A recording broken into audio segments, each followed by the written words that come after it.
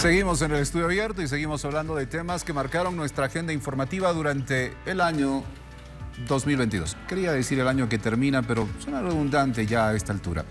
Hablemos de otros temas y otros acontecimientos. Hombre de ciencia política, carrera en el sector público y ahora siendo parte de uno de los viceministerios con mayor nexo y conexión con la población. Sí, Jorge Silva nos acompaña esta noche para compartir junto a nosotros también detalles del año que se va.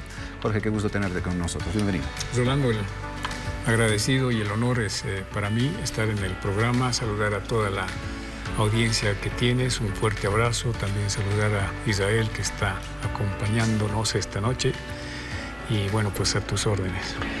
Ha sido un año complicado. Lo he visto, voy a aprovechar estos minutos que tengo previos a ingresar a un tema. Ha sido un año complicado en el cual se ha tenido que controlar el intento de subir económicamente el precio de algunos productos. O sea, han intentado en algún sentido modificar cómo estaba la economía de nuestro país. ¿Sí, no? ¿Me equivoco? ¿Es muy apresurada mi apreciación? No, Rolando, estás en el escenario correcto de análisis sobre este tema. El intento de incrementar los precios de productos principales de la canasta familiar se debe específicamente a una posición política, ¿no? Durante toda la gestión del 2022 no hemos encontrado una razón, un justificativo, ya sea de carácter técnico, ya sea de carácter climatológico, si quieres, ya sea de carácter económico, para tratar de justificar, de entender esa intención de incrementar los precios de algunos productos o en algunos casos, como el tema del maíz, por ejemplo, la escasez de este producto, ¿no? Hemos visitado diferentes empresas, diferentes departamentos y hemos constatado que en el caso del maíz, por ejemplo, existía suficiente cantidad de este elemento, de este alimento, en las empresas avícolas. Las empresas, las más grandes empresas que tenemos en el país que se dedican a esta producción de carne de pollo, por ejemplo, que ha sido un tema recurrente todo el 2022, nos indicaban que ellos tienen unos silos enormes donde descubrimos 12.000, 10.000 toneladas de maíz. Y pensamos en un primer momento que estaban especulando, es decir, que estaban ocultando el maíz para justificar el incremento de precios.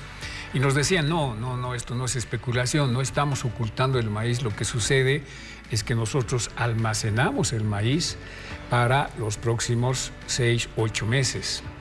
Por lo tanto, la producción está garantizada durante ese periodo. Ellos dividen el año en 2 temporadas, ¿no? Una primera temporada donde acumulan maíz un año antes, que termina entre agosto y julio, y la segunda temporada en la que también almacenan el maíz en ese tiempo, les dura hasta enero, febrero. Eso significa que actualmente los empresarios avícolas tienen maíz hasta enero, febrero del próximo año, por lo tanto está garantizada la producción de ese principal alimento para los pollos. Por una parte. Por otra parte, la demanda de pollos en nuestro país es aproximadamente 17 millones. Dios santo, comemos muchísimo. Sí, mensual nos comemos 17 millones de pollos. ¿Cuánto estamos produciendo? En octubre, 19 millones, en noviembre, 20 millones de pollos. Eso significa que la producción de octubre sirvió para atender la demanda de noviembre y la producción de noviembre sirve para atender la demanda de diciembre. No existe motivo, por lo que verás, para tratar de entender esta intención de incrementar el precio de la carne de pollo o el precio del maíz o la carne de cerdo o el pan. En un momento han intentado también en Santa Cruz incrementar el precio. Sí, han sido arremetidas políticas para afectar el modelo económico que se está implementando en nuestro país desde el 2005-2006.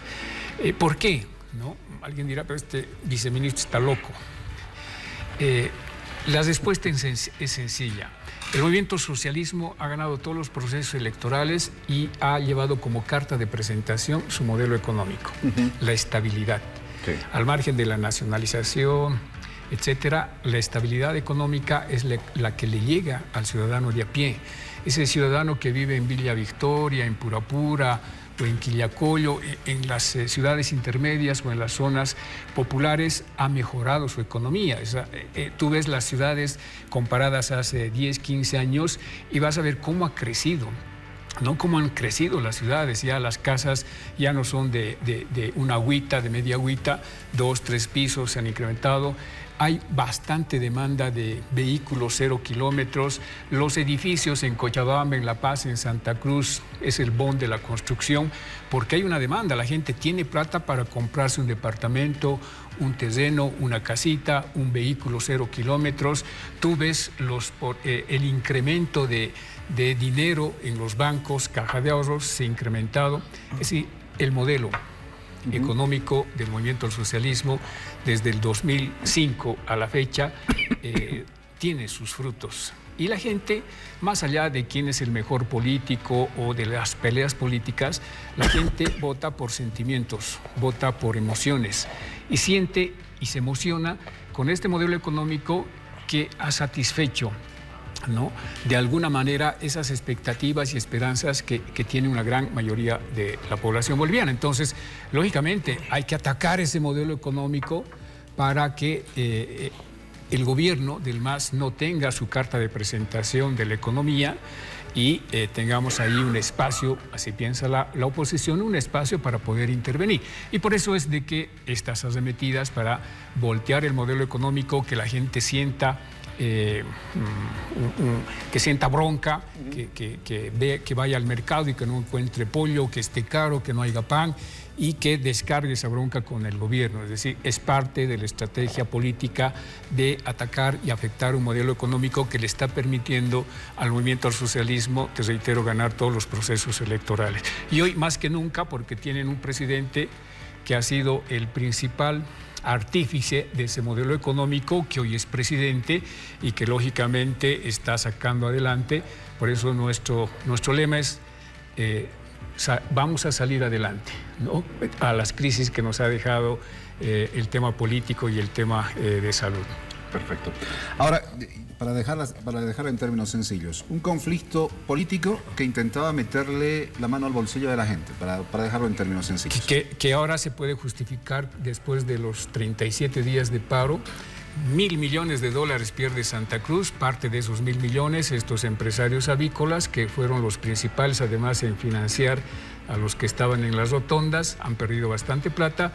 Y casualmente Santa Cruz es el principal departamento productor de pollo, pero hoy en Santa Cruz la carne de pollo, el kilo está en 15 bolivianos cuando normalmente estaba en 10, 50, 11 bolivianos.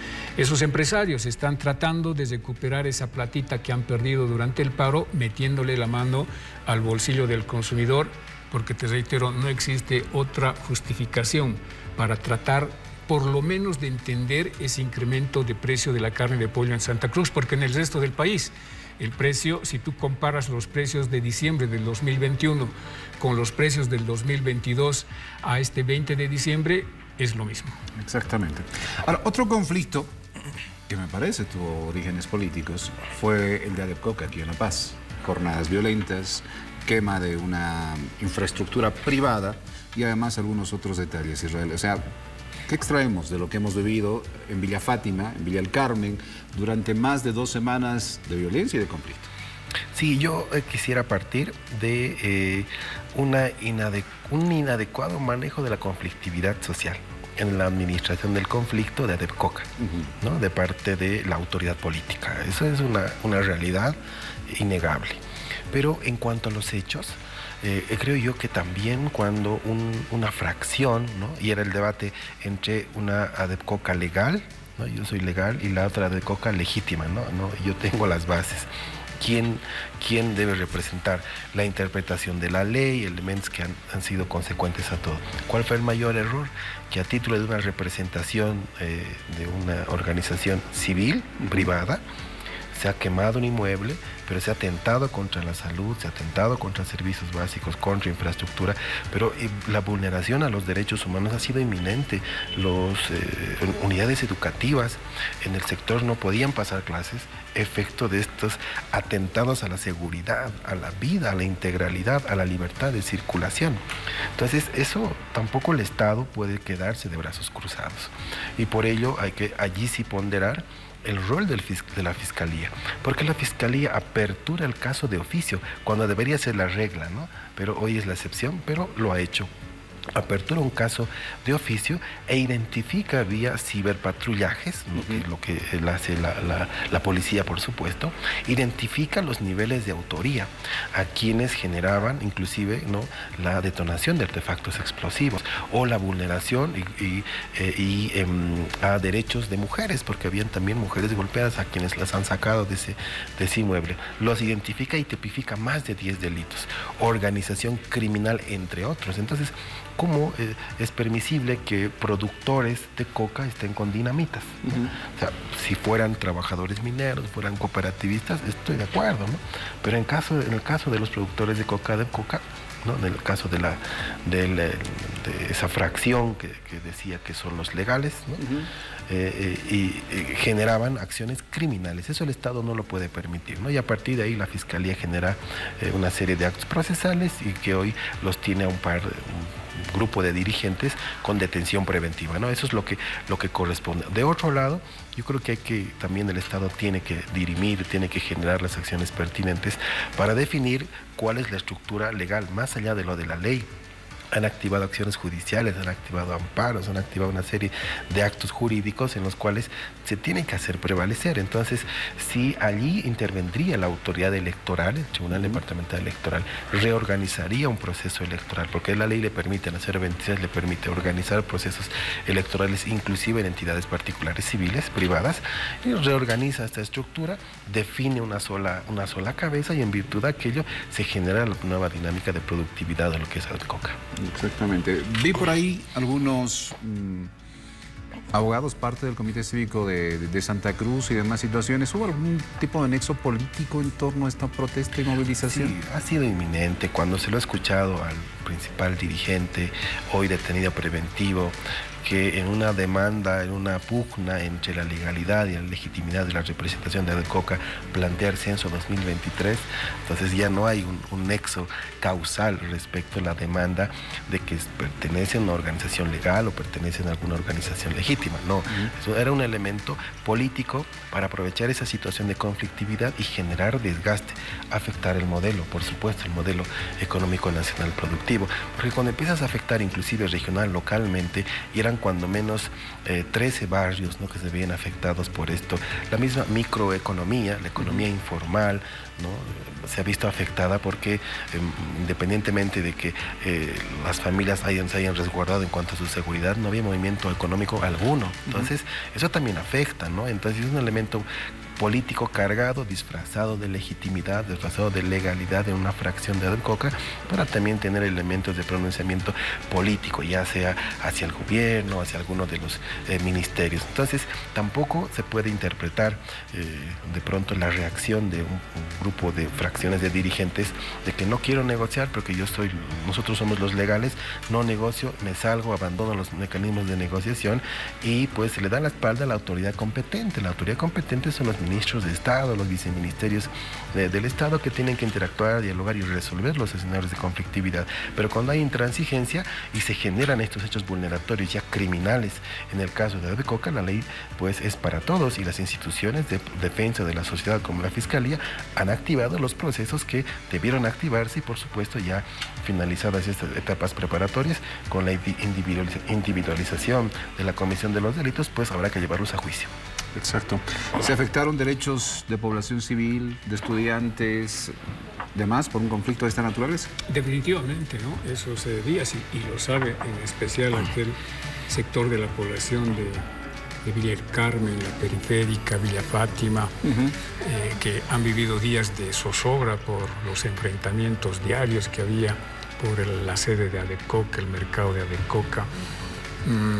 Fueron impedidos, ¿no?, de prestar servicios. Hay mucha gente en ese sector que tiene un restaurante, que tiene algún negocio de venta de productos o consultorios de profesionales, empresas que tienen allí ubicados sus establecimientos, que no han podido desarrollar sus actividades, no han podido prestar libremente los servicios, realizar libremente sus actividades. Consumidores, hay mucha gente que va a ese sector de La Paz a adquirir productos que vienen de los yungas, porque son más económicos, más frescos.